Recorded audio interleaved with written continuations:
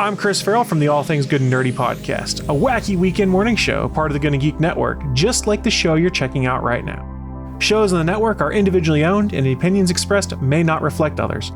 Find other awesome geeky shows over at GonnaGeekNetwork.com. Fox cancelled Seth MacFarlane's Family Guy in 2001 after just 3 seasons, guys. Crazy. But this led to a massive DVD buying and collecting campaign that you may have heard of, and it's believed to be in the 2 to 2.2 million units sold range. Just huge. It's one of the biggest selling DVDs of all time, and that revenue and those sales certainly caught the attention of the skin suits over at Fox and got their renewal juices flowing. So, if nothing else, today's story is proof that in the most extreme of circumstances, you can actually raise the dead / stupid. The show also became a massive hit for Adult Swim around the same time post-cancellation, as Adult Swim was carried by Cartoon Network, who owned the rerun rights to the show, and together they managed to create and cultivate what we now know as Family Guy, the household name. So, the show was great. Those early seasons are brilliant and super unique and creative for the time. But, of course, Fox had no vision, and it took another network with maybe a more niche focus, but just more trust in Seth MacFarlane and the creative output to platform the show and raise its popularity.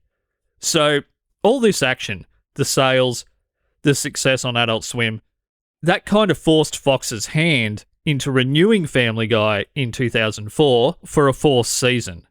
And now, as we know, the show has kind of had this massive long lifespan. It's May 2024 right now, and the show has just completed its 22nd season. It's actually Fox's second longest running program ever, behind only The Simpsons. So Fox has benefited from the early creative work of MacFarlane, the dedication of him and his writing team and the people behind the show that believed in it, the fans, and also Adult Swim and Cartoon Network. They've kind of been riding a wave that they didn't really create, but to their credit, they have stuck with the show ever since and haven't been silly enough to cancel it, even though I guess the show's popularity has ebbed and waned over the years and maybe it's a little bit less relevant now than what it has been in the past. So the crux of the matter is, Fox actually paid attention to their viewers. Instead of spending their time betting on illegal horse races and trying to find loopholes to get out of their child support, they actually spent their collective energies understanding the Family Guy fandom. This is the same group of executives at that time that never extended the same grace or understanding to Firefly.